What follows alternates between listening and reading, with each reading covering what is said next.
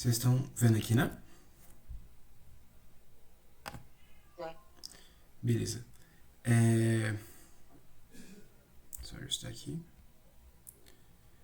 Show. Então, ó, basicamente, capítulo da introdução que a gente acabou de ver foi isso aqui. Eu sempre gosto de fazer esse apanhadinho assim no final, né? Pra gente entender, então, por que tava essa estrutura toda, a ordem.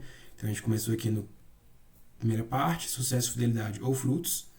Beleza. A gente, daí, viu toda a lógica lá do segredo da Redeemer, que era essa coisa do middleware, que é a mesma coisa que ele chama de visão teológica. Ele entra, então, porque um livro inteiro é sobre visão teológica, e aí ele coloca ali a lógica da igreja centrada e a importância disso. E aí ele divide aqueles 3 eixos e tudo mais. E ao final fala um pouquinho sobre os eixos. É isso que a gente viu até agora, no capítulo da introdução. Agora a gente, então, enfim, vai para o segundo encontro, que era do dia de hoje, né? Como semana passada não deu para fazer, a gente está fazendo 2 em 1 aqui. Mas na gravação, quem está assistindo vai ver dividido. E aí, o sumário desse segundo encontro é esse daqui. Então, o título dele é o Evangelho não corresponde a tudo. Ele é capítulo 1. Então, basicamente, ele está dividido assim. Primeira parte, Evangelho. Aqui está até errado, se não me engano. O nome o Evangelho não corresponde a tudo mesmo. Essa é a primeira parte, o nome também. Depois, Evangelho não são os resultados do Evangelho. Depois, o Evangelho tem 2 inimigos iguais e opostos. Depois, o Evangelho tem capítulos, e aqui os capítulos, né, no caso. Por fim, o correto relacionamento do Evangelho com tudo no ministério. E por fim, perguntas para reflexão e debate. Vou colocar aqui o cronômetro. Antes de colocar o cronômetro, aqui está a divisão, né, das partes. E para a chamada de 1 hora a 1 hora e meia, eu vou tentar ser um pouquinho mais breve nas revisões aqui. Mas como a gente conseguiu fazer a primeira parte com mais tempo, então acho que não tem tanto problema se exceder um pouquinho. Então vamos lá. Então, primeira parte. O Evangelho não corresponde a tudo. Aqui, o Keller foca nesse capítulo, né? Explorar o que o Evangelho é e o que o Evangelho não é. Quando eu vi isso daí, ele falando isso, eu falei, tá, vai ser umas coisas bem óbvias, e curiosamente não é óbvio as coisas que ele coloca. Então, primeira coisa que o Evangelho, né, o Evangelho é uma boa notícia, não um bom conselho. Isso aqui já me pegou, assim, tipo, ok, enfim, curioso, fale mais sobre isso. E aí eu trouxe essa citação aqui, né? A mensagem central não é um código de ética a ser debatido, menos ainda uma lista de aforismos a ser admirada e ponderada, né? Aforismos seriam tipo frases e citações filosóficas e intelectuais, enfim. E certamente não é uma teologia sistemática a ser esboçada e esquematizada. O Evangelho, né, não é nada disso. Segunda coisa, o Evangelho é uma boa notícia que anuncia que fomos resgatados ou salvos. Salvos de quê? Da ira vindoura de Deus, no fim dos tempos. Enfim, próxima coisa que ele fala aqui, estamos separados psicologicamente de nós mesmos, socialmente dos outros e fisicamente da natureza. E por fim, nessa parte, em última análise, todos os problemas humanos são sintomas e a nossa separação de Deus é a causa. Enfim, e aqui no ponto 3, o Evangelho é a boa notícia sobre o que Jesus Cristo fez para restaurar nossos relacionamentos com Deus. Tornar-se cristão diz respeito a uma mudança de condição. Então, necessariamente, tem que ter uma mudança dele. Não teve mudança, não houve uma conversão exatamente. Você não convergiu de um estado para outro. Resumo do Evangelho. Essa é uma parte legal. Ele traz a frase de alguém, não lembro quem. Posso até ver aqui. Mas, basicamente, a pessoa resume o Evangelho assim, na menor frase possível, que é Deus salva pecadores. É isso. O Evangelho, em 3 palavras. Deus salva pecadores. enfim, talvez uma contração menor dessa frase, né? Ah, como explicar evangelho menos que isso, só a palavra mesmo, evangelho. Enfim, é, deixa eu ver se tem mais alguma coisa além disso. Não. Vocês vão ver que, tipo assim, esse encontro aqui, ele vai ser mais breve, cada um dos capítulos, exatamente porque não tem tantos subcapítulos, né? Subpartes, quer dizer. É, enfim, Karen, eu não sei se. Acho que essa primeira parte, pelo menos, você chegou. Além, né? Se for que você leu até 37, 37 já começa a outra parte. Você tem algum comentário sobre? Sim, essa parte eu li. Eu acho engraçado que essa questão de evangelho ele não é em bons conselhos, né? Porque hoje em dia é moda, né? Ter café com Deus Pai, né? Essas coisas que às vezes não aprofundam, né? Na essência do evangelho em si. E aí as pessoas confundem o que que realmente, sabe? O que que é a salvação, assim. E ou as pessoas só correm para Deus no momento mais que está mais difícil, né, no momento que aperta. Então, por mais que essa seja uma verdade muito clara assim para a gente, né, que o Evangelho é isso, né, Deus salvando os pecadores. É a forma como hoje virou um lifestyle, é muito é muito de ver isso como um bom conselho. Ah, eu vou seguir os conselhos lá de Provérbios, né? Vou aplicar isso na minha vida, vou agir conforme determinado personagem bíblico, porque, sei lá, ele fez isso e isso. Só que na realidade o transcende, né? A salvação em si. Então, eu acho isso muito interessante, porque se a gente lidar com o evangelho só como um bom conselho, a gente corre o risco de seguir ou não, né? E sem ter a consciência da nossa eternidade, quando na realidade cabe a nós seguir, né? Estarmos, né, firmados na palavra. Porque se for bom conselho, a gente pode acolher ou não. E isso eu achei muito interessante, assim, dessa parte. E aí você falou que quem foi que falou isso foi o que Deus salva os pecadores. É o livro de John Orwell. Acho que é Ah, isso sim. mesmo. É. E é interessante nessa questão de, só para concluir essa primeira parte aqui, na realidade é no item 2 que ele fala que, em última análise, todos os problemas são sintomas da nossa separação de Deus. E a nossa separação de Deus é a causa. E às vezes a gente não esquece isso, né? Que tudo é questão da separação do nosso relacionamento com Deus, né? Na questão do pecado original. E se não fosse isso, estaríamos todos bem, né? E às vezes a gente questiona muito a Deus as coisas que acontecem, mas esquece que o erro, né, foi lá atrás. Enfim, é isso. Sim, sim. Não, eu achei muito doido essa parte que você trouxe, né, inicialmente, sobre é, isso, né, não é um bom conselho, essas coisas, né, como que a galera traz esses lifestyles, essas recomendações, dicas, porque assim, na boa, isso qualquer filosofia faz, né, você não precisa de ir pra Bíblia pra isso. Pô, vai ler estoicismo, vai ler, enfim, filosofia desde os mais antigos até ao longo da história inteira. Pô, não é sobre isso a Bíblia. Né? Ela até tem ali coisas nesse sentido, mas fazendo parte de todo um corpo muito maior, assim. É, o foco dessas coisas, quando é colocado ali, não é aquela coisa, a coisa por ela mesma. Né? Você pega até nos livros sapienciais, né? A gente está estudando agora na disciplina de Antigo Testamento, e o foco deles, em última instância, você pegaria Eclesiastes, por exemplo, por mais que, pô, obter sabedoria. Mas no fim de tudo você chega na conclusão de que o temor a Deus é o princípio de toda sabedoria, sabe? E aí é o tipo de coisa que você não vai encontrar em outras filosofias, enfim. Mas realmente é triste ver como que isso, tem essa redução do evangelho a conselhos, né? Mas ao mesmo tempo é engraçado, porque eu acho que é uma tentação até pra gente. É, sei lá, tipo, mais à frente, né? O Keller vai colocar sobre como que o lance do bom conselho que ele traz aqui, ele aprofunda um pouco mais, a gente vai chegar lá, e ele coloca sobre como que o conselho, ele quase que coloca na sua mão, tipo assim, pô, cabe a você resolver as coisas, tomando a decisão certa. E o lance da boa notícia é que a notícia é sobre algo que vem de fora, não é você que fez. É noticiado sobre aquilo, mas, enfim, não é você que resolve o problema do mundo, não é você que resolve nem seus próprios problemas em última instância, sabe? Eu achei isso muito doido. Dani, eu não sei como que ela tá agora,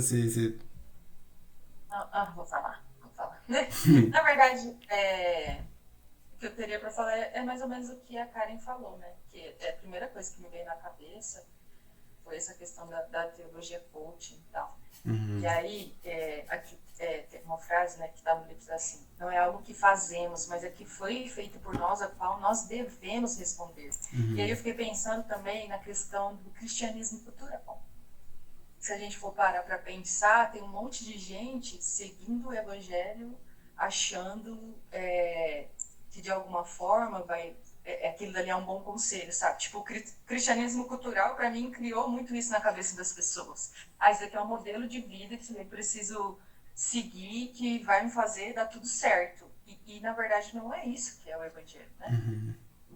O evangelho não é algo que fazemos, mas é o que foi feito por nós, o que não foi, mas que foi feito por nós e ao qual devemos responder. Então, não tem a ver com a gente, não tem a ver com as coisas que a gente faz. E eu achei, cara, assim, muito, muito, muito, muito interessante. Sim, né? Não, realmente, realmente. Dá uma quebrada, inclusive, no nosso narcisismo, no nosso egocentrismo, né? De achar que a gente consegue dar conta, enfim, das coisas. Tem um rapper cristão que eu gosto muito, chama Emitir, que ele... As músicas dele são sempre um teor de desabafo, né? E aí tem uma música que ele tá desabafando com Deus, assim, sobre as questões dele.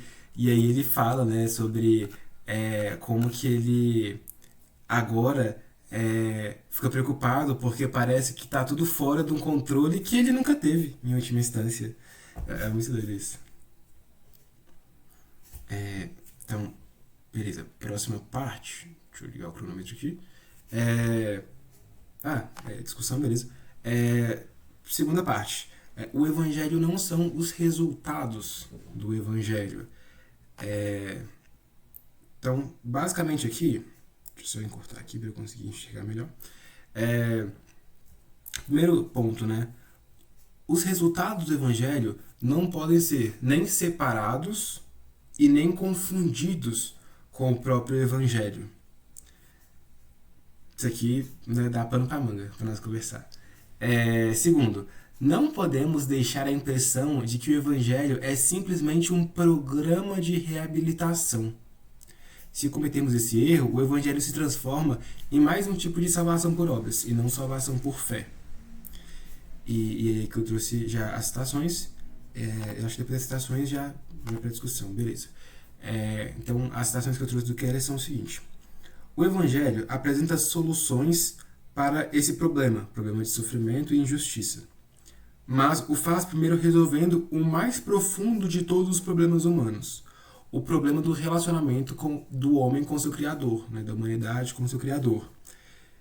Se não esclarecermos que a solução daqueles problemas depende da solução desse último, estaremos deturpando a mensagem e tornando-nos falsos testemunhas de Deus. E a outra citação é: o Evangelho é, então, antes de qualquer coisa, um relato sobre a obra de Cristo a nosso favor. É por esse motivo e dessa maneira que o Evangelho é salvação pela graça. O Evangelho é boa notícia porque se trata de uma salvação realizada a nosso favor. É uma boa notícia que cria uma vida de amor. Mas a vida de amor em si não é o Evangelho. O livro tem até essas caixinhas, né, de citação, e aí essa é uma das citações que tem nessas caixinhas, né? O Evangelho é uma boa notícia que cria uma vida de amor, mas a vida de amor em si não é o Evangelho. Enfim, achei muito interessante essa parte. Vou abrir aqui para vocês. Quer dizer, na verdade, esse é o explicado que assim, Karen, ela falou que, quando você não estava aqui, né, Dani, que a Karen falou que não conseguiu ler essa parte inteira, mas, então, essa parte aqui em diante ela não leu, mas mesmo assim, Karen, você tá à vontade para a parte do que está escrito aqui, se você achar algum ponto interessante, você traz e tal. Mas, Dani, você alguma coisa você grifou enquanto você estava lendo, chamou a atenção, ou vendo aqui agora, enfim.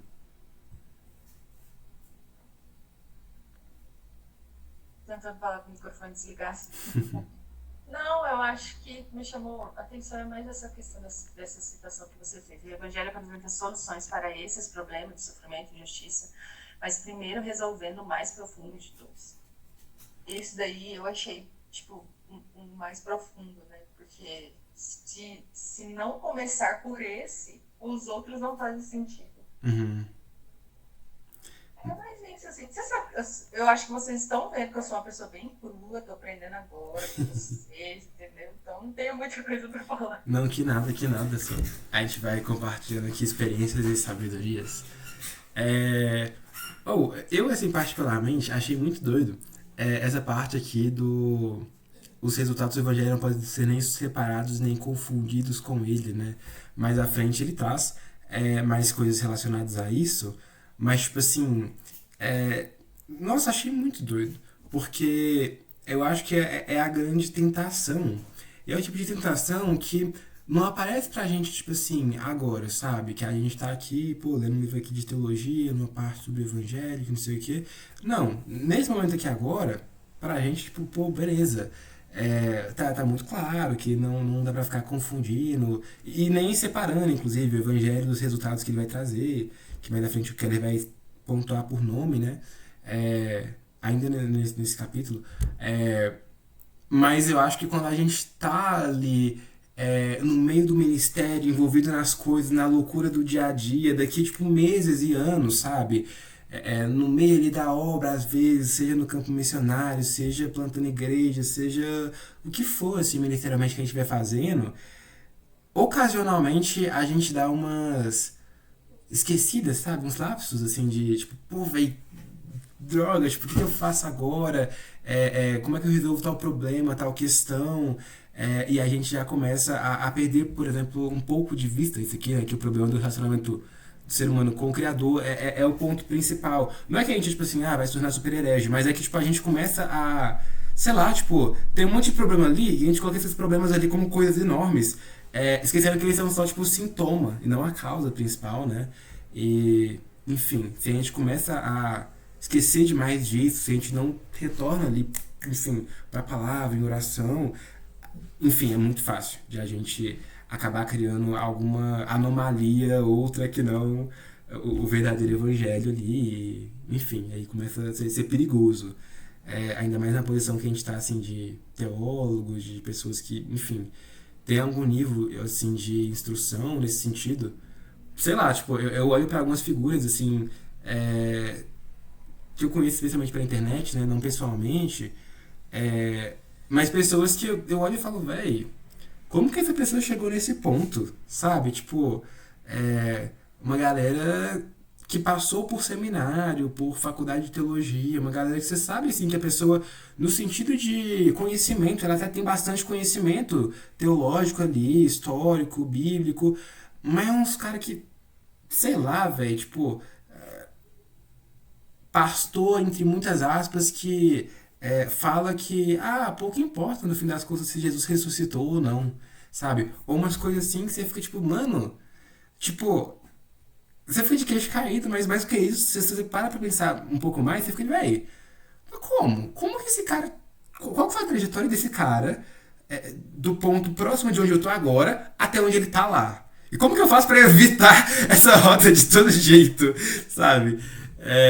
Enfim. Cara, você tem algum comentário, mesmo que... Não, até essa parte aqui eu li, né? Eu até grifei essa. Acho que foi.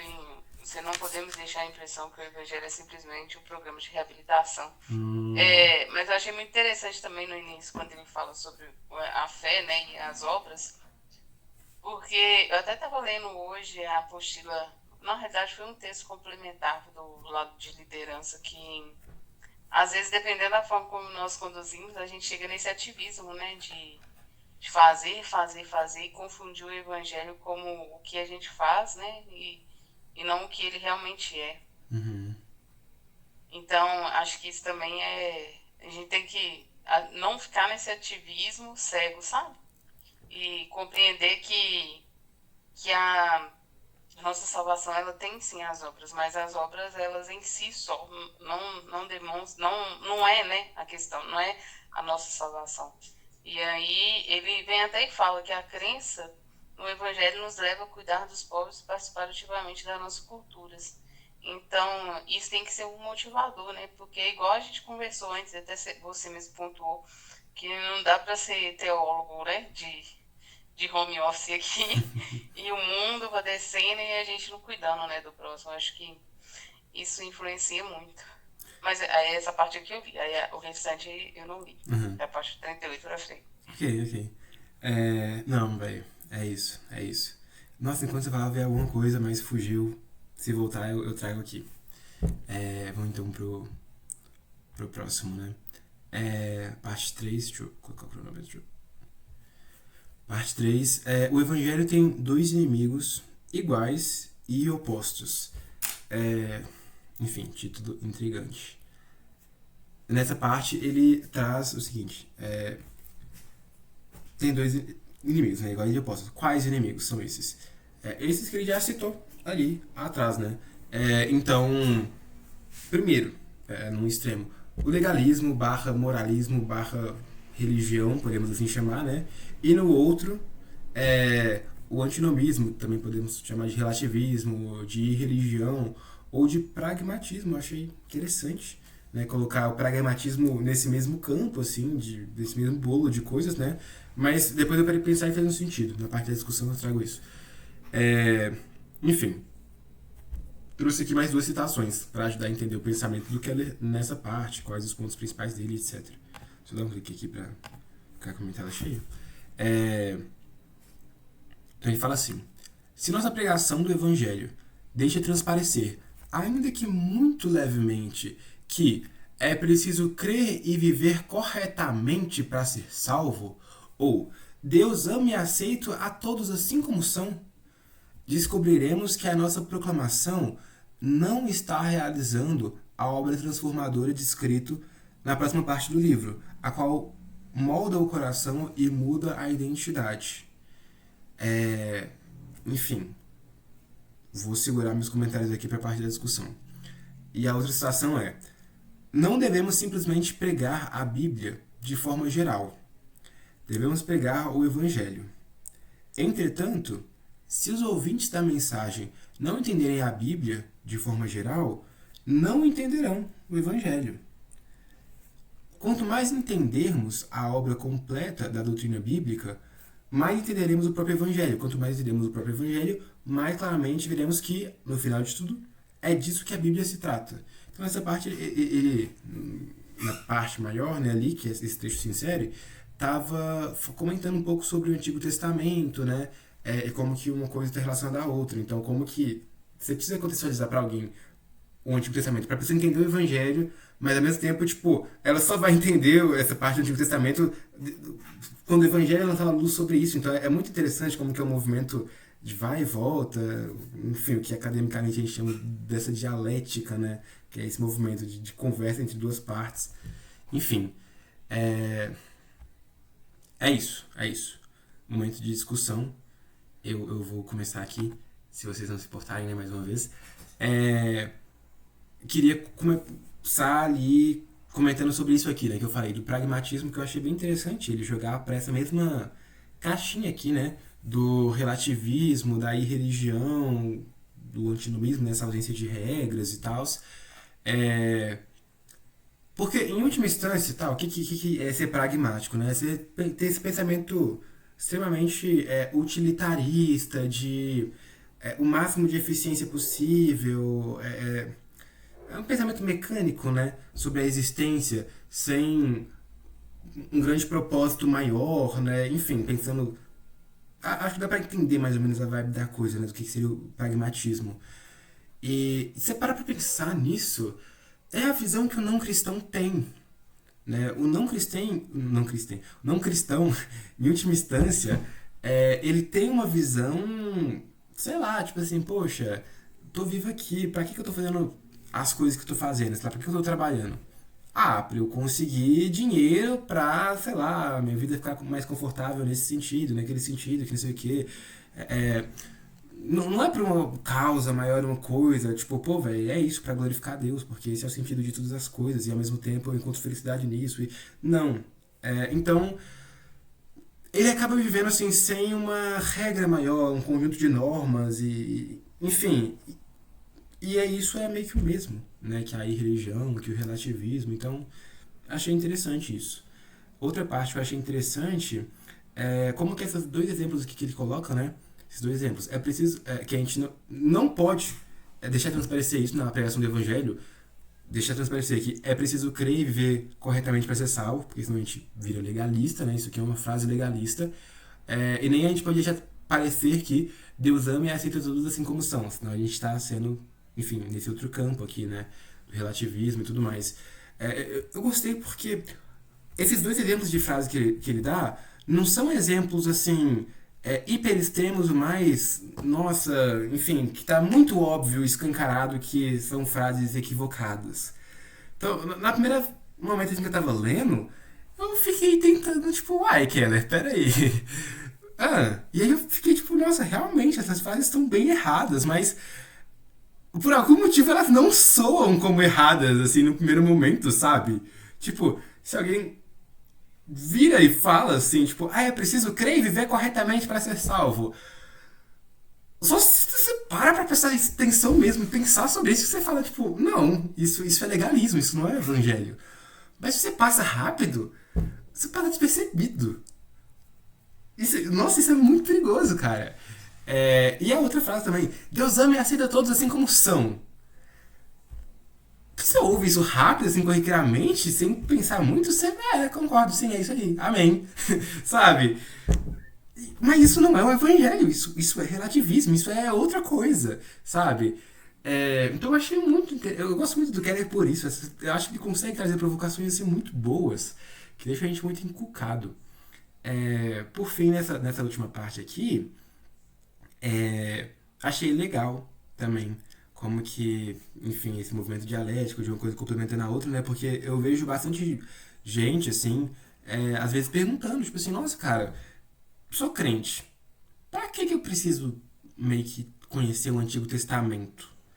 E aí o lance igual ele coloca aqui, meio que se você não conhece o Antigo Testamento, vai te faltar muito conhecimento pra você entender coisas do Novo e vice-versa. Então, sei lá, você pega um Hebreus da vida, sabe? Hebreus inteiro é tipo meio que toda uma ótica muito específica ali sobre quem é Jesus a partir da lógica, enfim, hebraica. E o Evangelho ele veio primeiro aos Hebreus, depois ao resto do mundo, né? Toda a lógica ali é uma lógica que vai seguir essa lógica hebraica. Se você não conhece nada do Antigo Testamento, você não entende muito bem Hebreus. E maior parte do Novo Testamento, né? Você vai entender um outro trecho, você vai pegar por alto ideias, mas enfim, quero ouvir vocês. Tem muita coisa para falar, né? É só mais da segunda parte. Você falou, né, a respeito dessa questão da dialética, de um complementando o outro. E eu acho super interessante que os pastores, quando falam para a gente começar a ler os livros da Bíblia, né, geralmente eles pedem para a gente começar pelo Novo Testamento e tal, para a gente entender a obra de Cristo primeiro, e aí depois a gente parte para o Antigo Testamento, que eu acho que é ali que a gente vai entender o plano de Deus desde o início para chegar no Novo Testamento. Aí colocou aqui, ó, que o entendimento dos tópicos como Trindade, encarnação de Cristo, pecado original e pecado em geral é indispensável. Se não entendemos, por exemplo, que Jesus não era simplesmente um homem bom, mas também a segunda pessoa da Trindade, a gente não vai entender todo o contexto. Então, realmente, eu acho que o que ele falou aqui, né, não devemos simplesmente pregar a Bíblia de forma geral, mas devemos pregar o Evangelho. Eu acho que se a gente não começa por aí, né, se a gente não começa no Novo Testamento e depois... Eu particularmente, entendi muito, depois que eu comecei a ler o Novo Testamento, quando eu parti pro Antigo, eu falei, caraca, é um mundo, assim, totalmente diferente. Tipo, eu nunca imaginei que Deus começou essa história, tipo, muito antes disso. Então, eu acho bem interessante essa visão dele. Realmente, a gente precisa começar Antigo, entender o pecado original e real, e aí depois a gente partir para um todo, mas isso não é separado, né? Isso não é descolado, é unificado. Doido, Não velho. sei se eu tô sendo clara, gente. Sim, Desculpa, eu sou bem perfeitamente. enrolada para falar. Não, não, perfeitamente. É, faz muito sentido. Faz muito sentido. Deixa eu ver aqui se tem algum trecho que grifei, que chama atenção. Eu acho super legal o Antigo Testamento.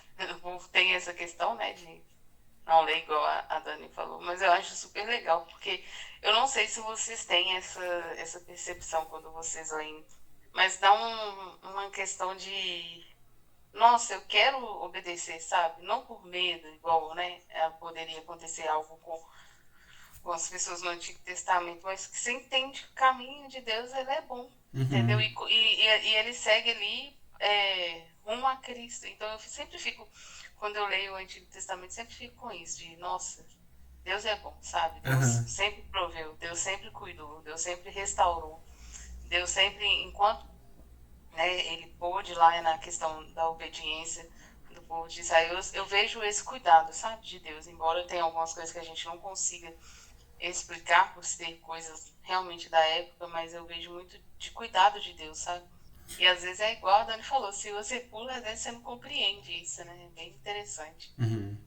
Não, absolutamente. Nossa, esse sentimento que você falou aí, tipo, não, agora eu quero obedecer, é muito engraçado, eu também tenho isso.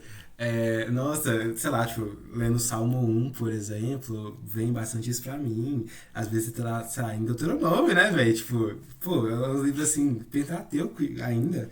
E já vem isso, de, tipo, não, velho. Enfim, tipo, a lei de Acho Deus é que quando boa. quando a gente faz isso, a gente enxerga que, tipo assim, não é só o Deus do Novo Testamento que é bom, sabe? Você Uhum. começa a olhar Deus bom em todo o contexto, porque todo mundo fala, não, parece que existem dois deuses, tipo, um Deus que é bom no Novo Testamento e um Deus que é mau no Antigo Testamento. Só que quando você, aos olhos do Novo Testamento, você começa a olhar para esse plano todo que Deus criou, você fala, caramba, mano, na verdade ele não é. Aqui ele é bom, mas aqui ele foi muito mais bom. Porque tipo, ele veio em direção, tipo, ele perdoava toda hora, ele estava ali, eu vou ajudar vocês, e teve misericórdia muito mais. Então, assim, é excelente. Para mim não tem o que falar do Não, Antigo é. Testamento. Sim, velho, sim. Eu acho muito legal pensar, às vezes, também no Antigo Testamento, como tipo um. Sabe quando a gente, tipo, sei lá, tá estudando a história da igreja, a gente, tipo, pô, beleza, depois de Jesus, tipo, esse foi todo o movimento que Deus fez e tal, em contato com a humanidade, olha que legal como Deus continuou. Mas eu às vezes olho pra, tipo, o Antigo Testamento como, tipo, a história da igreja, só que do outro lado, né? Então, a gente geralmente estuda pra cá, só que o Antigo Testamento é a história da igreja pra outra direção. É, sei lá, tipo, faz muito sentido pra mim quando eu penso assim, sabe? Tipo, pô, como que Deus lidou com a galera da era do bronze, tá ligado? A galera nem tinha descoberto ferro ainda. Como que Deus lidou com a galera, a humanidade ainda, sei lá, era caçadora e coletora, tá ligado? Ali em Gênesis, no inicinho. É, um mero Homo sapiens ali, vivendo em cavernas quase. E Deus ali já tava em contato com a humanidade. Eu acho isso muito doido. Enfim. Próxima parte, então, que é tipo meio que a maior partezinha aqui, né? Desse capítulo. O Evangelho tem capítulos. E aí tem 4 subpartes. A gente vai em cada uma delas. Deixa eu só encurtar aqui para conseguir enxergar melhor. E vamos lá. O Evangelho tem capítulos. A primeira citação que eu puxei aqui é a do Keller falando o seguinte: não existe uma única maneira de apresentar o Evangelho bíblico, mas insisto com você para que seja o mais cuidadoso possível em suas apresentações do Evangelho. Que a gente tem dois perigos ao apresentar o Evangelho. Primeiro, levar o ouvinte a enxergar o cristianismo como uma simples fuga do mundo. E o segundo perigo, entender o Evangelho de forma tão restrita como uma simples trama sobre a renovação do mundo, sem a parte do como restaurar o relacionamento com Deus e se tornar parte do plano. Enfim, então, quero que aprenda esses dois perigos, né? Vou deixar eu comentar a minha parte. Duas maneiras possíveis de responder, então, a pergunta, né? O que é o evangelho, no fim das contas?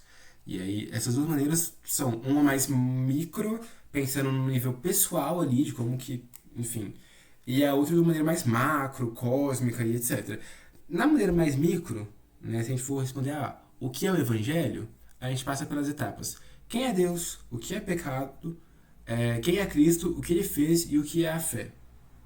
E se a gente for responder essa pergunta, o que é o evangelho, a partir de uma visão mais cósmica, macro, a gente vai seguir mais ou menos a trajetória de onde surgiu o mundo, o que deu errado e como poderá ser restaurado. E aí, a partir disso, o Keller fala que vai propor, ele propõe aqui um roteirinho assim conversacional, né, para quando, sei lá, a gente estiver tipo, evangelizando alguém, apresentando o evangelho para alguém, sobre como que a gente pode fundir essas duas visões, né, tanto a micro como a macro, em uma história só, em uma narrativa só que a gente vai contar para essa pessoa, né? E aí vem a subparte desse capítulo, né? Cada um desses pontos aqui é uma das subpartes. Então, enfim, essas partes são as mesmas que essas aqui, ó. 4.1, 4.2, 4.3, são a mesma coisa. Que é de onde viemos, e aí a resposta que ele vai dar, né? Que é Deus, aquele que é único, mas se relaciona conosco. Por que as coisas deram tão errado, e aí por causa do pecado, escravidão e condenação. O que restaurará as coisas? Cristo, encarnação, substituição e restauração. E como posso ser restaurado? Por meio da fé, graça e verdade. Vamos então, rapidamente, em cada um dessas subpartes. Então, primeiro, de onde viemos? Que o Keller coloca assim, de proposta, né, pra gente apresentar nesse roteirinho que ele inventa, né, pra gente evangelizar pessoas, de onde viemos? Resposta, Deus. Então, de maneira assim, mais detalhada, né? Existe apenas um Deus, ele é infinito em poder, bondade e santidade, mas é também pessoal e amoroso. Um Deus que fala conosco na Bíblia. O mundo não é um acidente, mas a criação de um Deus único. Deus criou todas as coisas. Mas por que ele fez isso? Por que ele criou o mundo e também nós? Resposta, ele fez isso para compartilhar seu amor e serviço. Então, de modo geral, a resposta para essa pergunta, né? De onde viemos? Sendo Deus, e levando essa pergunta, né, mas por quê? E para compartilhar seu amor e serviço, acaba criando essa imagem, enfim, de um Deus que é cheio de amor e alegria e que deseja transbordar isso a outros seres. E aí ele cria o mundo e a humanidade para transbordar essa bondade e alegria que ele tem para outros seres também sentirem essa bondade e alegria. Porque acho que é o sentimento que a gente tem, né? Quando a gente tem essa sensação boa de, cara, de shalom, de tudo tá bem, de bênção. Tipo, cara, como eu gostaria que outras pessoas também sentissem isso e não parassem só em mim. Como eu gostaria de transbordar esse sentimento e abençoar outros seres e enfim. Então, por exemplo, quando um casal tem esse sentimento, é geralmente a hora que nasce um filho, né? Tipo, o marido vira pra esposa, a esposa vira pro marido e fala, tipo, pô, velho, a gente tá estável financeiramente, tá tudo dando bem, tá tudo muito bom. Pô, velho, queria que outras pessoas tivessem isso. Vamos ter filhos, pra ter outros seres sentindo isso. E é basicamente essa lógica aqui, do porquê que Deus cria o mundo e a humanidade. Não porque ele precisava, não porque faltava algo exatamente, mas porque, cara, tá tão bom que eu quero que outros seres também, enfim, tenham isso. Nessa parte aqui eu não cheguei a colocar, mas ele também chega a colocar sobre como que a Trindade tem a ver com isso, né? Enfim. Por que as coisas deram errado? Então, segunda etapa. Resposta. Pecado. Deus nos criou para adorá-lo e servi-lo, e para amar o próximo. Se vivêssemos dessa forma, seríamos completamente felizes e usufruiríamos de um mundo perfeito. Em vez de viver para Deus e para nossos semelhantes, vivemos centrados em nós mesmos. A partir daí, tudo se partiu, né? E o centro não se sustentou mais. O centro, no caso, nós, já que a gente se centrou em nós mesmos, né? Mera anarquia avança sobre o mundo. Tentamos manter o controle de nossa vida, vivendo para outras coisas. Dinheiro, carreira, família, fama, romance, sexo, poder, conforto, causas sociais e causas políticas e algumas outras coisas. Mas o resultado é sempre a perda desse controle, algum tipo de escravidão. Cara, essa citação aqui eu achei muito boa, muito cabulosíssima, exatamente, especialmente por ele ir pontuando cada uma dessas coisas, né? E no livro dele, Deuses Falsos, é o livro que ele entra mais diretamente em cada uma dessas, mas, enfim, eu acho que ele consegue ir bem ao ponto de, tipo assim, tá, como que a gente se autocentra e acaba sendo dominado por outras coisas, e que as coisas são essas, e ele dá nome aos bois, eu acho isso muito legal. Enfim, além disso, ele faz uma citação de David Foster Wallace, que aí, enfim, qualquer coisa, se tiver tempo, eu falo ali na parte da discussão. E ele dá também o exemplo do filho da boa viúva pobre, que segue todos os ensinamentos bons que a mãe lhe deu, mas negligencia a mãe. Como me parece que a gente está com tempo, eu vou entrar nessas duas coisas aqui agora, na verdade, então, para aproveitar, pegar o flow da coisa, não ir lá para frente, depois ter que voltar. Essa citação do David Foster Wallace, que é muito boa, ele fala o seguinte, nesse caso aqui não é o Tim Keller falando, né, é o David Foster Wallace, que, enfim, eu também não sei direito quem que é, mas é o cara que ele cita. Todo mundo adora alguma coisa. A única escolha que temos de fazer é o que adorar. E a razão persuasiva para talvez escolhermos um tipo de Deus ou algo espiritual para adorarmos é que praticamente qualquer outra coisa que você adore o comerá vivo. Se você adora dinheiro e bens, se são eles que dão sentido a seu viver, então você nunca terá o bastante. Nunca sentirá que tem o bastante. Adore seu corpo, sua beleza, seu poder de sedução, e você sempre se achará feio. E quando o tempo e a idade começarem a aparecer, você morrerá milhões de vezes antes que lamentem de verdade sua morte. Adore o poder e acabará se achando fraco e amedrontado, e sentirá a necessidade de ter cada vez mais poder sobre os outros para anestesiar seu próprio medo. Adore seu intelecto, enxergando-se como alguém inteligente, e acabará se sentindo estúpido, uma fraude, sempre à beira de ser descoberto. Mas o que há de insidioso nessas formas de adoração é que elas são inconscientes, são configurações padrão de nossa vida.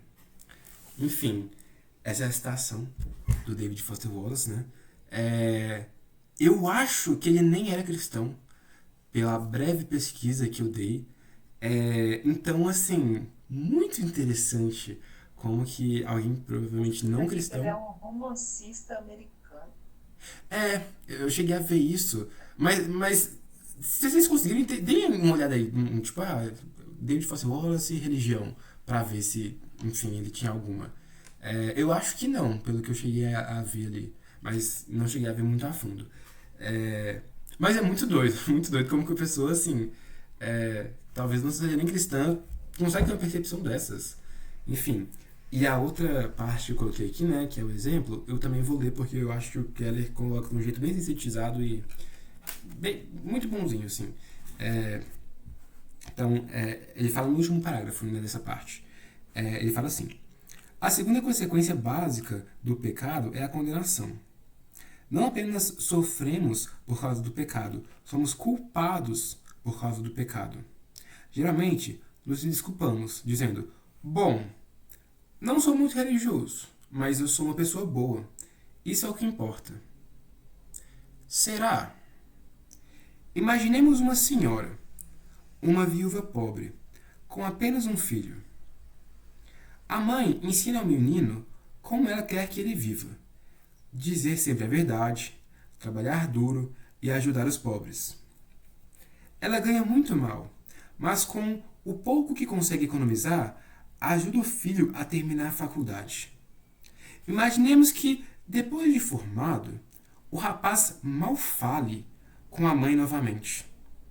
Envia-lhe um cartão de Natal, mas não a visita.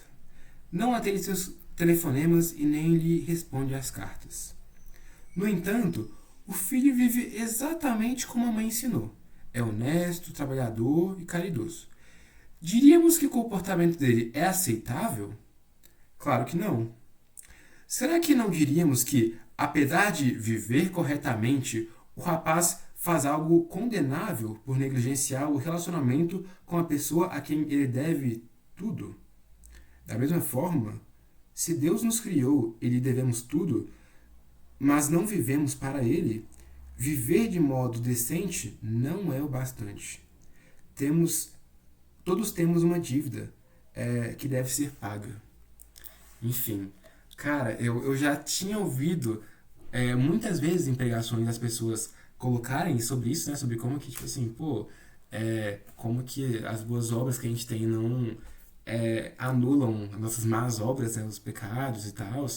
E eu entendia isso num sentido racional, mas eu acho que essa ilustração que ele dá aqui, velho, amarra tão bem, de um jeito tão simples e tão direto, mas tão bom, sabe? Uma explicação disso. Enfim, vou continuar aqui. Então, próxima parte, né? Já fui, então, de onde viemos, por que as coisas deram tão errado. Terceira parte, o que restaurará as coisas? Resposta, Cristo, por meio de 3 coisas. Primeiro, encarnação. A situação.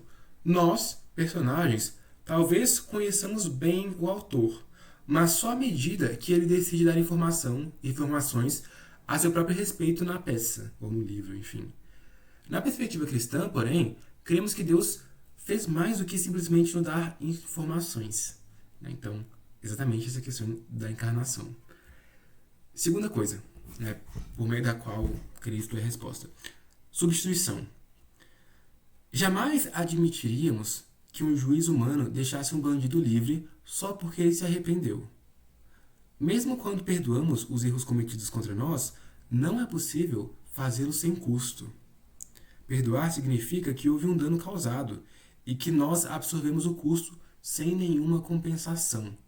Então, nessa parte, enfim, peguei citações interessantes que ele fala sobre a importância da substituição de Cristo ali, especialmente pensando na lógica da cruz, enfim.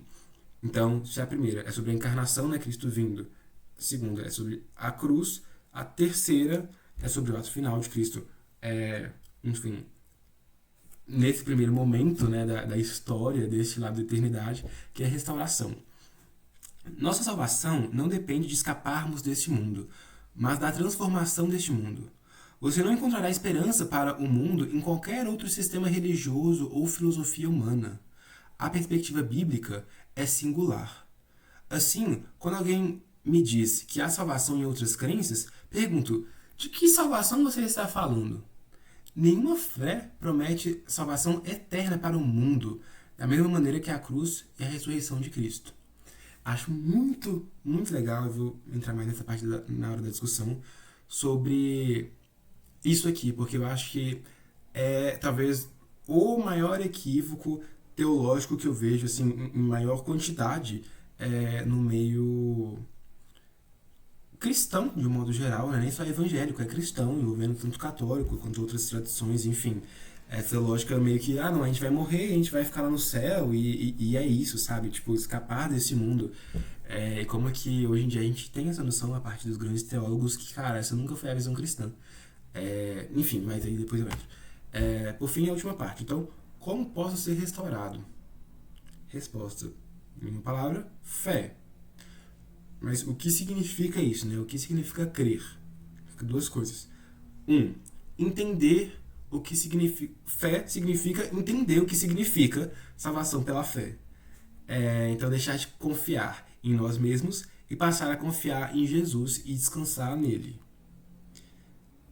2. Ter em mente que não somos salvos pela qualidade da nossa fé, mas pelo que Jesus fez por nós. A fé salvadora não é um nível de certeza psicológica. É um ato da vontade que nos leva a descansar em Cristo. Entregamos-nos totalmente a Ele porque Ele se entregou totalmente por nós. Enfim, Esses são os 4 capítulos, né, do Evangelho, já que o Evangelho tem capítulos enfim. Discussão time. Vocês querem falar primeiro? Eu falo como vai ser sobre essa parte. Pode falar. Tá bom, então. Vou começar falando. Deixa eu ir seguindo a ordem aqui pra ir vendo, né, o que. Tá.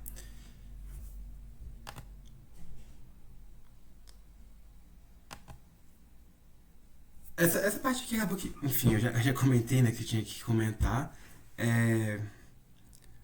Mas, de novo, isso aqui é um negócio que me dá até vontade de ir mais a fundo estudar. Tomara que ele fale mais no livro sobre exatamente sobre esses marcadores, né? Dinheiro, carreira, família, fama, romance, sexo, poder, conforto, causas sociais e políticas. Porque, assim, vocês conseguem pensar em alguma outra coisa que a gente vive em torno dela, que não seja uma dessas categorias? Eu fiquei pensando, eu não consegui pensar. Realmente me parece que, tipo assim, pensando essas coisas aqui como ídolos, né? São os que existem, assim. Dificilmente dá pra pensar, assim, algum outro que não seja alguma dessas categorias. Enfim. Beleza. Além disso, outra coisa que me chamou a atenção foi, igual eu falei, né? Essa parte aqui específica da restauração. Eu não sei o quão familiarizados vocês são com o N.T. Wright. Mas eu ouvia muito falar sobre ele, mas eu não tinha lido nada sobre ele até um tempo atrás. E aí eu peguei pra ler o melhor livro, na minha visão, né? Pra começar a ler N.T. Wright, que é o Surpreendido pela Esperança. E aí eu achei que ia ser um livro mais, não vai, talvez mais devocional, assim, pelo título e tal, mas não. Ele é um livro bastante acadêmico, não acadêmico no nível difícil, a linguagem dele é super fácil, super tranquilo, assim, tipo, dá pra pegar e entender parte a parte com muita facilidade, não é difícil. Mas no sentido que ele não é tanto sobre espiritualidade prática, assim. Até tem parte dele que mas ele é mais, assim, realmente uma parte mais teológica mesmo. E aí o ponto dele nesse livro que o N.T. Wright, além de teólogo, é historiador, né? E ele faz uma análise histórica, assim, de documentos desde o início da história da igreja até hoje em dia. Documentos que eu falo assim, tipo, hinos, por exemplo, né? Hinários cristãos, músicas, coisas assim. Para entender como que o pessoal, ao longo da história da igreja, pensava sobre a questão da vida pós-morte, né? Pô, morreu e da volta de Jesus, do reino de Deus, enfim. E aí a grande conclusão que ele vai percebendo, e que ao longo também dos últimos tempos vários e vários teólogos foram percebendo, né? O consenso assim, no meio acadêmico de teologia, é que a gente tem hoje em dia um equívoco muito grande de tipo assim, nossa, o evangelho é sobre que quando a gente morrer a gente pode ir pro céu e ficar lá com Deus, com Jesus, ser salvo.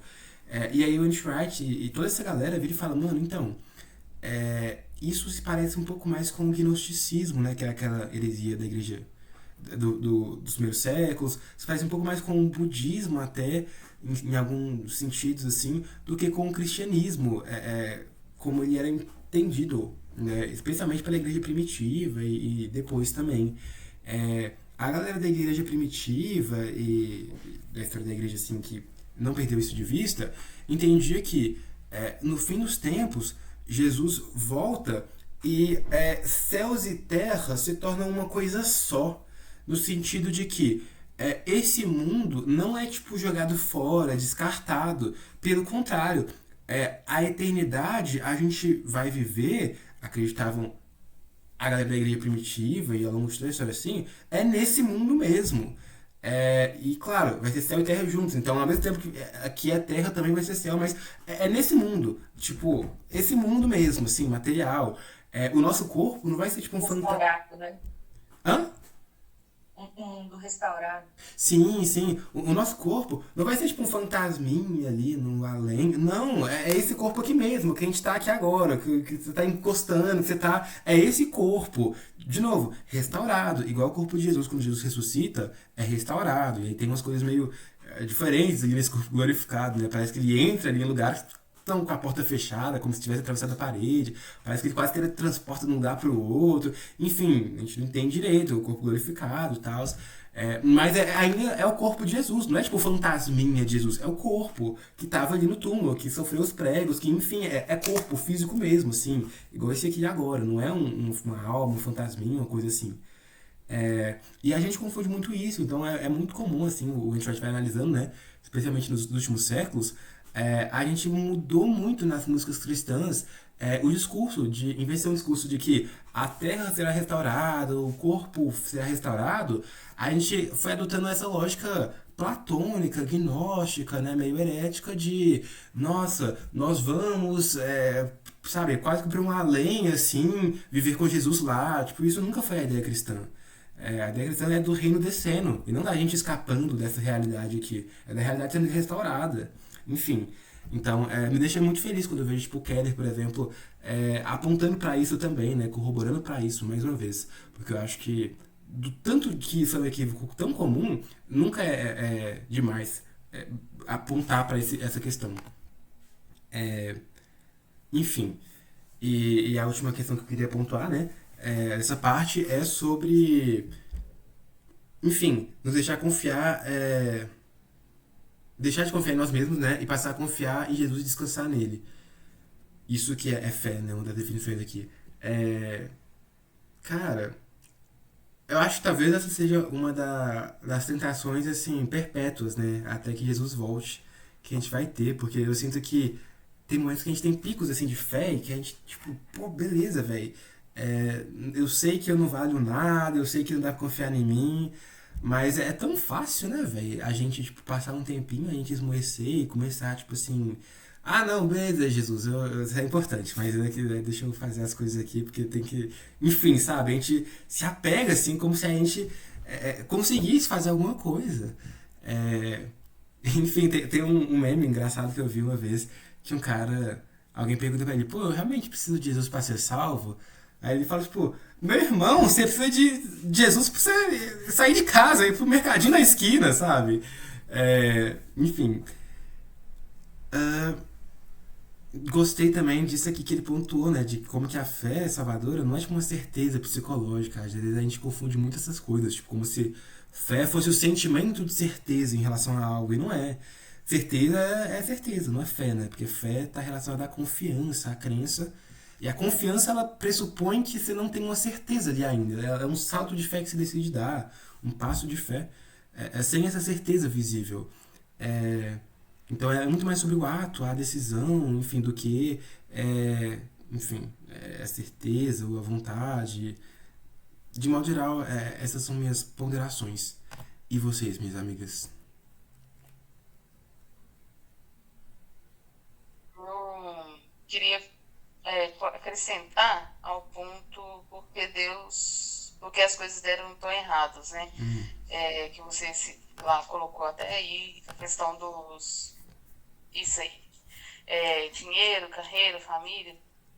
Eu li um livro ano passado que nem é questão, mas um livro é um clássico que chama O Retrato de Dorian Gray. Eu não sei se vocês já leram esse livro. E ele conta a história, vou dar um pouco de spoiler, mas pintaram, né, o retrato desse cara que chamava Dorian, e ele fez um desejo, né, tipo assim, podia, né, esse retrato envelhecer e não eu, né, para eu ficar com essa beleza a vida toda. E aí esse pedido dele, né, na história, ele foi atendido e ele passou a viver sempre com uma beleza jovem. Então, tipo assim, passava anos e anos e ele estava sempre ali é, de uma forma jovem. E aí ele escondeu esse retrato. E esse retrato ficava numa casa lá, né, dele, que ele também tinha dinheiro, esse retrato ficava lá guardado e ele tampava esse retrato. E à medida que ele fazia alguma coisa ruim com alguém, esse retrato ele refletia a alma dele. Então ele, tipo assim, o retrato ele tinha lá. Acho que vai acabar a chamada. Tá quanto tempo aparecendo aí? Acho que vai acabar agora. Agora?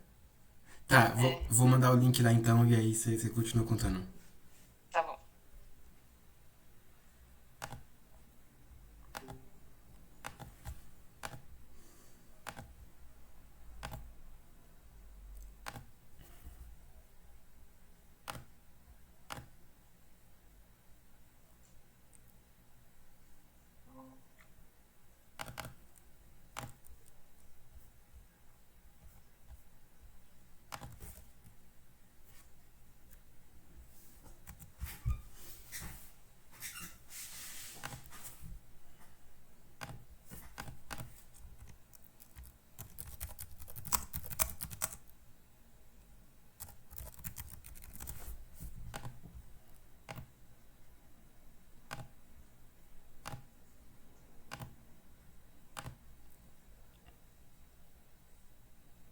Não, velho. A esposa do Henrico, né, velho? Passou mal. Deixa eu compartilhar aqui.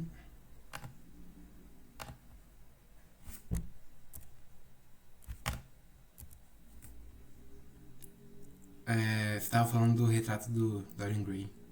É. E aí, à medida que ele fazia alguma coisa ruim, refletia nesse retrato. Ele não só envelhecia, mas ele ficava deformado.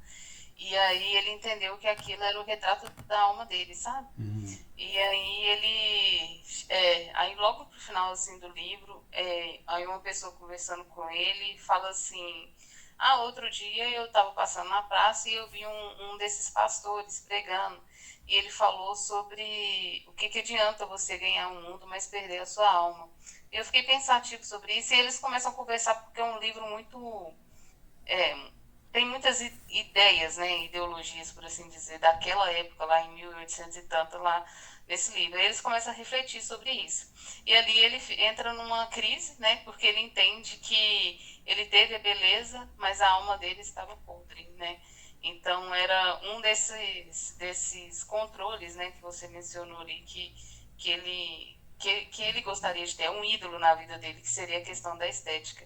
E eu achei muito interessante porque até um livro que não é cristão, ele faz você refletir sobre o que vale, né? Você às vezes ter dinheiro, ter carreira, ter família, né? Ter os seus ídolos, se você está perdendo a sua alma. E isso é o que manda, né, na nossa sociedade, né? Quanto mais coisas às vezes você tem, quanto mais dinheiro, quanto mais fama, é melhor, mas a que custo, né? Eu acho isso muito interessante. Esse livro me fez refletir muito, sabe? Principalmente que eu estava lendo esse livro e lendo Provérbios.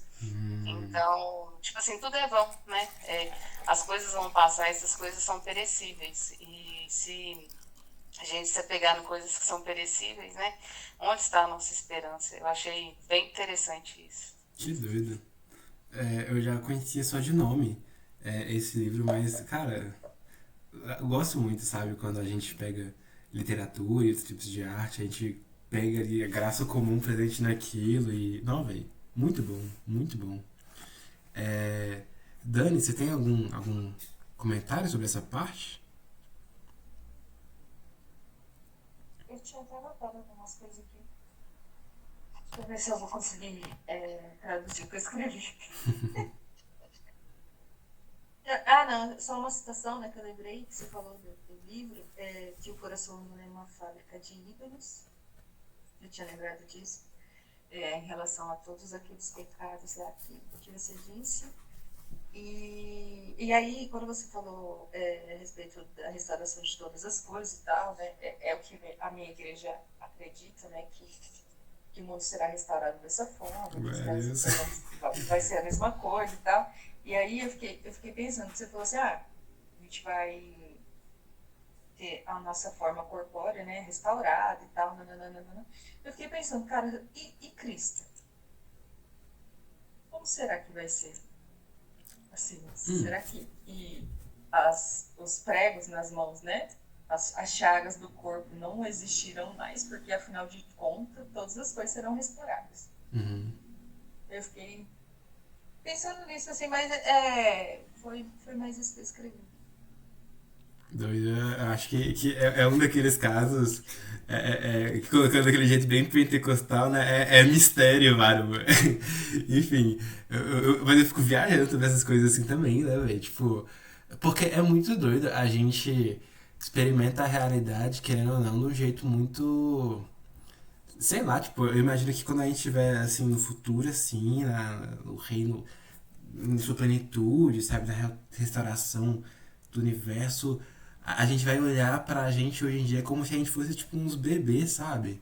Tipo, às vezes eu fico olhando assim pros bebezinhos que tem lá na igreja e eu fico, tipo, vendo como que eles têm umas dificuldades, assim, até, tipo, de mover mesmo, sabe? Tipo, mexer e controlar, tipo, sei lá, o braço, ou, tipo, andar. Que a gente olha pra aquilo e fala, tipo, nossa, velho, tadinho, tipo, não consegue fazer aquilo. Sabe? Tipo, pra gente é um negócio tão bobinho. E eu imagino que, sei lá, tipo, a gente com o corpo glorificado deve olhar pra gente de hoje em dia, tipo, isso, né, velho? Tipo, nossa, caramba, tipo, como assim, velho? Eu não conseguia fazer X coisa, Y coisa. Que pra gente hoje a gente não consegue nem imaginar que as coisas são essas. Então, sei lá, velho. Imagina, às vezes, tipo, você consegue escolher, você tem ali. Se ele tem a chaga. Ele consegue escolher, né? Se vai ficar com a chaga ou não, sei lá. Quando você falou da questão de todos os pecados, né, é muito engraçado a gente olhar que todos os pecados eles derivam da mesma coisa, né? Que é do orgulho. Uhum. Cara, como que a gente consegue ser tão orgulhoso e tudo nos leva sempre à mesma coisa, sabe? Sempre ao nosso orgulho, sempre ao nosso orgulho. Como que o homem, depois da queda, né? O que a queda fez, sabe? Eu fico tentando imaginar assim, tá, beleza. O diabo estava lá e tal, e aí ele achou que ele tinha que ser mais do que Deus. E tipo, por quê, sabe? É muito engraçado você pensar nisso e aí você pensar nessa questão desse orgulho. Por que que ele quis isso? Por que que Uhum. ele quis isso? Tipo, ele já tinha tudo. Não dá pra entender. Ao mesmo tempo que é muito doido, né? Eu gosto muito de pensar exatamente nesse ponto assim do orgulho e etc. é, Como que a proposta da serpente ali no Éden é de que, pô, do momento em que comerem desse fruto, vocês serão como deuses, tal como Deus, enfim. Então, em certo sentido, né? Se a gente fosse aprofundar ou detalhar essa questão do orgulho, em última instância, é, todo pecado que a gente comete é por falta de fé, por falar, tipo, velho, Deus, deixa eu ser Deus no seu lugar, sabe? Essa área aqui da minha vida, deixa que eu governo, eu sou Deus nessa parte aqui. E, enfim, às vezes nem só da nossa vida, né? Da vida dos outros, de outros seres, de outras pessoas, enfim.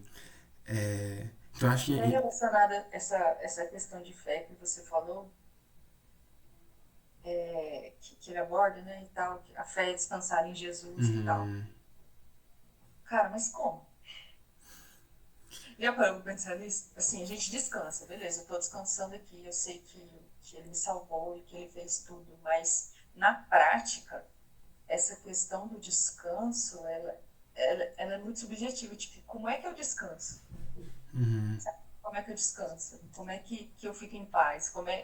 Porque tudo, tipo assim, tudo na nossa vida faz com que a gente queira ter o controle de todas as coisas.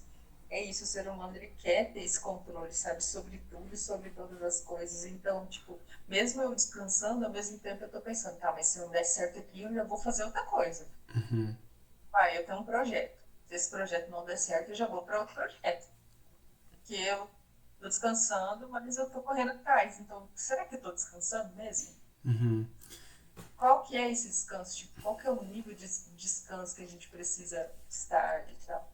Eu tenho refletido muito a respeito disso. Tipo, tava até falando com uma amiga minha, falei assim, amiga, a gente descansa sabendo que Deus provê todas as coisas, é o que está na sua palavra e tal e tal. Só que dentro da gente é um conflito muito grande. Como é que descansa em Deus assim? Sabe? E essa questão da fé é aquilo, tipo, é que a fé ela não é um sentimento. A fé é a certeza certeza daquilo que eu creio. Ele falou ali, né, que não é só apenas a certeza, mas é aquilo que eu sei. É isso para mim. A fé é isso, é aquilo que eu sei. Não só tenho a certeza, mas eu sei que é isso. Eu sei que ele é Deus. Eu sei que ele vai fazer o que for melhor, entendeu?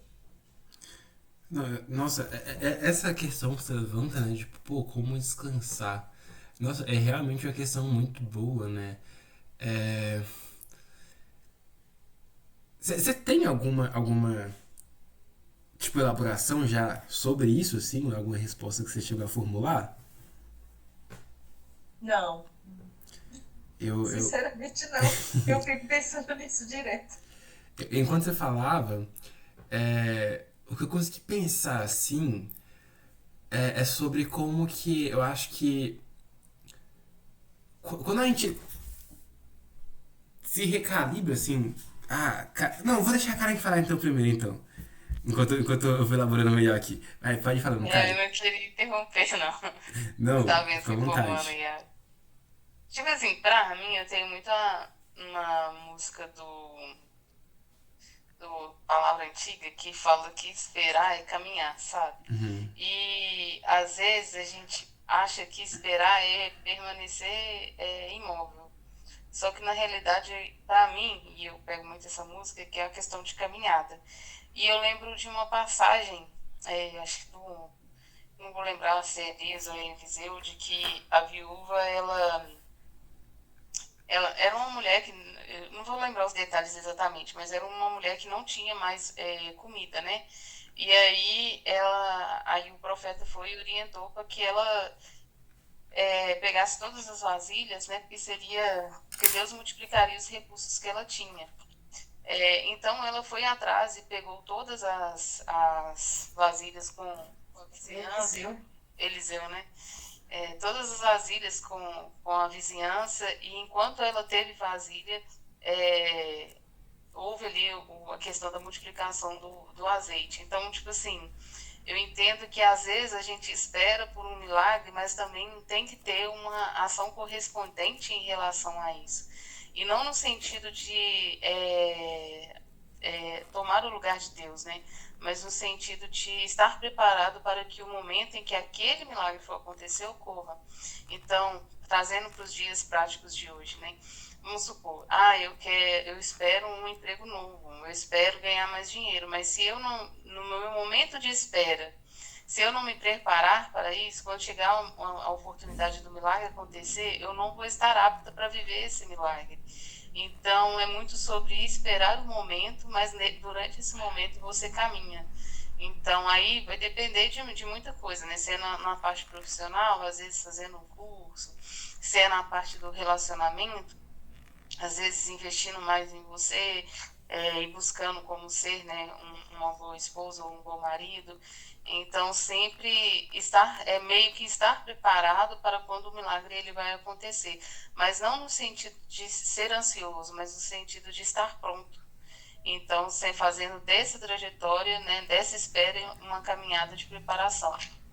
Aí a gente tem que lidar com a ansiedade, mas aí é outros 500, né? Ele tem que fazer exercício físico, fazer terapia para lidar com essas outras coisas. Eu acho que essa é a parte que pega, né? Dessa questão da ansiedade. Eu sempre estou falando com a minha amiga e a gente é bem parecido, sim. Ela também está fazendo teologia, essa aqui é outra faculdade.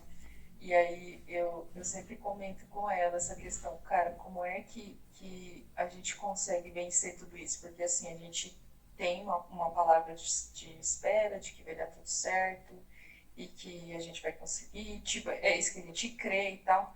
Mas como é que nessa caminhada, sabe, a gente fica em paz? E eu acho que as situações que vão acontecendo, elas vão nos preparando para esse momento. Igual você falou, eu acredito muito que o esperar não é simplesmente ficar parado esperando algo do céu acontecer. Eu acredito muito nisso.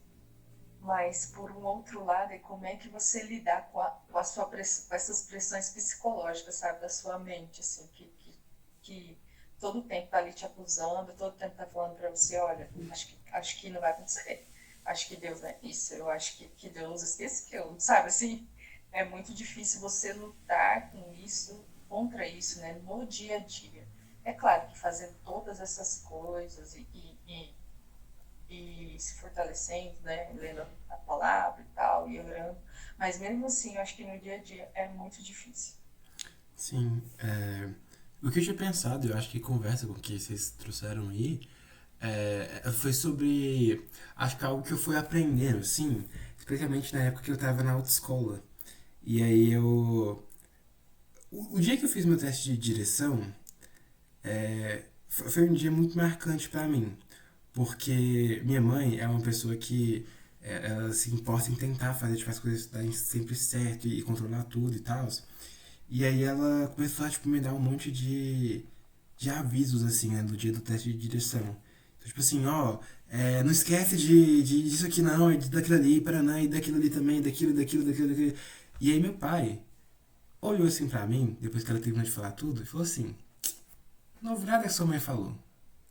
Só vai lá e faz o que você sabe fazer.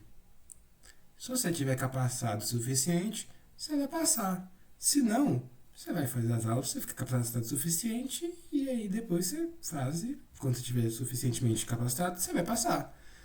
E aí, cara, essa fala do meu pai, tipo, foi muito aliviante pra mim, sabe? Porque eu comecei a orar, assim, depois disso, tipo assim, pô Deus, o que meu pai falou faz sentido. Se eu não tiver capacitado o suficiente, faz com que eu não passe, não. Não deixa eu passar, não, Deus. Porque se eu passar sem estar capacitado o suficiente, pode ser muito bem que eu cause um acidente, enfim, aconteça uma tragédia, uma coisa pior. Então, assim, Deus, eu oro para que se eu ainda não estiver pronto, eu não passe. E se eu estiver pronto, eu passe. Enfim, isso me deu uma paz muito grande, sabe? Orar assim. Porque é um orar contra o seu próprio desejo inicial, né? Porque meu desejo inicial é, tomara que eu passe logo e me livre disso aqui tudo. Mas aí eu me coloco nessa outra instância de conseguir ter uma visão mais global das coisas e falar, não, peraí, não é necessariamente bom eu passar, dependendo não. Pode ser que seja ruim também. Então, enfim, Deus sabe. E aí eu jogo pra Deus ali que, ô Deus, seja feito aí que você sabe que é o melhor. E aí isso, nossa, me ajudou muito. Na hora que eu fui fazer o teste de direção, eu realmente estava em paz, porque, tipo, se eu não passasse, eu estaria genuinamente, tipo, ok, glória a Deus que eu não passei. E se eu passasse, glória a Deus que eu passei. E aí, graças a Deus, eu passei e tal, que bom. É, enfim, mas depois disso eu comecei sempre a fazer esse tipo de oração pra tudo assim que me deixava ansioso, sabe? E sempre me ajudou muito. Então, geralmente quando, sei lá, eu tô ansioso, e acho que o ser humano de modo geral, né? Quando ele tá ansioso é porque ele quer muito algo ou ele não quer muito algo. Ou seja, tem de algum jeito um apego muito grande, né? A um anseio. Que aconteça ou que não aconteça algo. Mas, enfim. E aí eu comecei a ter essa prática de orar o inverso do que eu quero. Então, sei lá, pô, eu vou ter, sei lá, fazer uma prova aqui. Deus, que eu não passe nessa prova se, enfim, esse não for o melhor, por algum motivo que talvez eu nem consiga perceber, mas você sabe. Pô, Deus, enfim, sei lá, isso, quando eu começava a orar e fazer questão de me manter nessas orações desconfortáveis, meu coração começava a se recalibrar assim, com tipo, pô, velho, realmente o que eu tô planejando e querendo, talvez seja bom, mas talvez não. Em última instância, não consigo saber. Eu acho que isso, sei lá, tipo, alivia muito, sabe? Até, sei lá, no sentido de oração por coisas que nem tem a ver comigo, isso foi me ajudando, tipo, sei lá, época de eleição, sabe? E aí, tipo, nossa, quem vai ser o próximo, sei lá, presidente do Brasil? Pô, beleza, eu tenho minhas preferências políticas, eu tenho aqui minhas hipóteses de, tipo, tá, eu acho que melhor, tal coisa. Mas em última instância, na boa, eu não sei. Pode ser que, tipo, toda a minha visão política, toda a minha ideologia tá errada. Enfim, eu sou um ser humano, eu sou extremamente limitado. As fontes que eu tive acesso, as coisas que eu aprendi, as pessoas que me influenciaram, pode ser que me levaram a um equívoco. Em última instância, quem sabe qual das duas cenários é realmente o melhor, vai fazer o mais bem, assim, no sentido maior, é Deus. Deus, faz que caso o candidato que eu vou ter, que eu quero que ganhe, não vá ser o melhor, que ele não ganhe.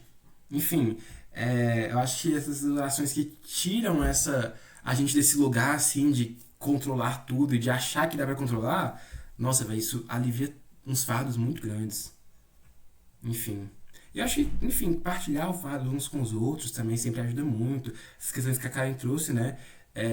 Até de exercício físico, terapia, alimentação, sono. Acho que são coisas muito importantes que às vezes a gente negligencia também. Do tipo, a gente olha e fala, não, tá, isso aqui são coisas seculares, atividades seculares a se fazer, e as atividades realmente santas, né, enfim, a se fazer seriam orar, jejuar, etc. Mas meio que quando a gente para pra pensar que Deus, né, é o criador e sustentador de tudo, a gente vê que não tem essa separação, sabe?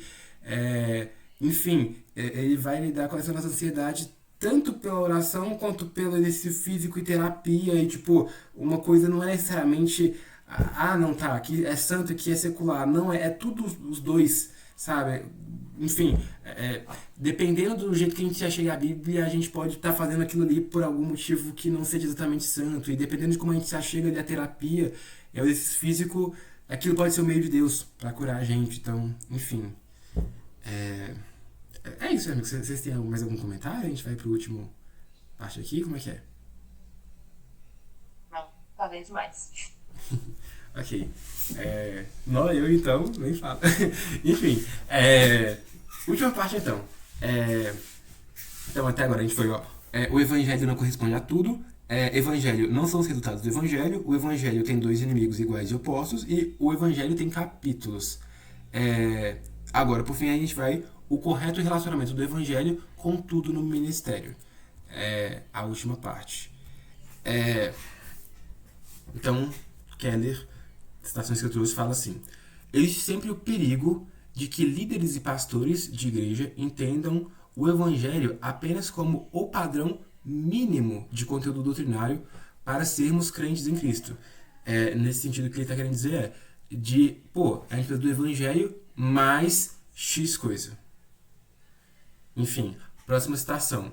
Se um elemento do ministério não for reconhecido como resultado do evangelho, poderá às vezes ser confundido com o evangelho e, com o tempo, suplantará o evangelho na pregação e no ensino da igreja.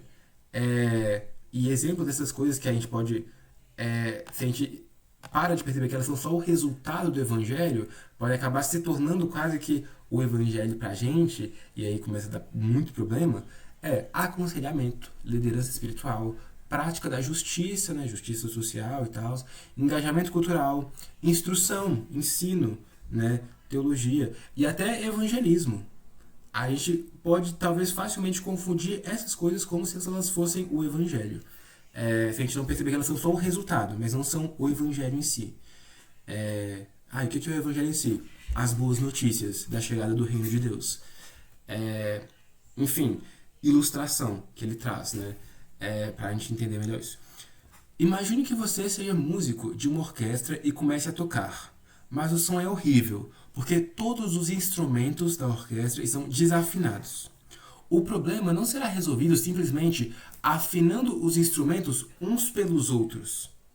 Não vai dar certo se cada músico afinar seu instrumento pelo do colega do lado, porque cada um estará afinado em um tom diferente.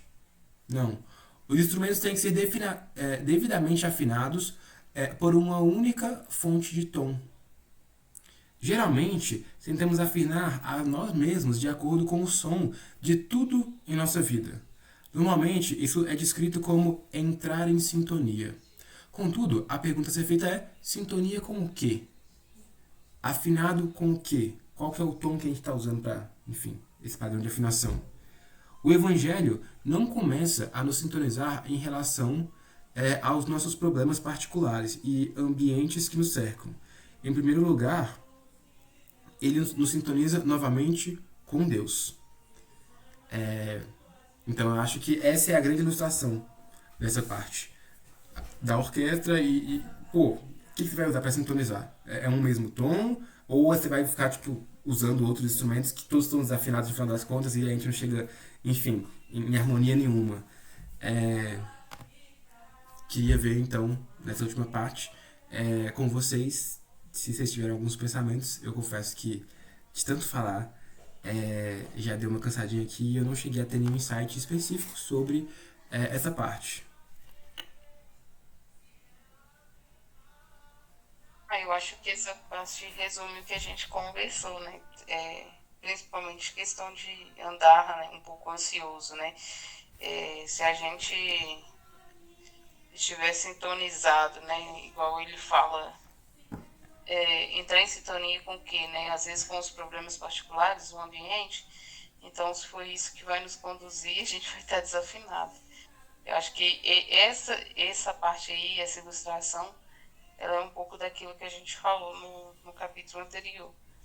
Estarmos afinados com Deus é o que realmente importa. Faz sentido, faz muito sentido.